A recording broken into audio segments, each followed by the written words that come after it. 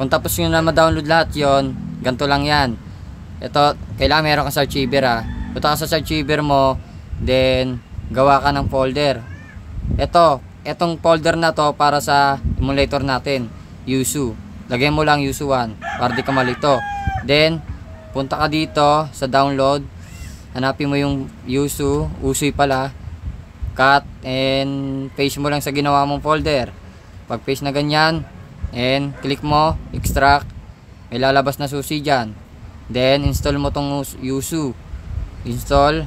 Pag install mo nyan, then magiging ano yan, application, di ba? Ayan lumabas na susi, kailangan natin yan. Then open mo.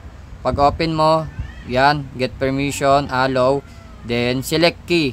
Pag select key, yan, etong prod key piliin mo ha, yan, key successfully, next, and skip.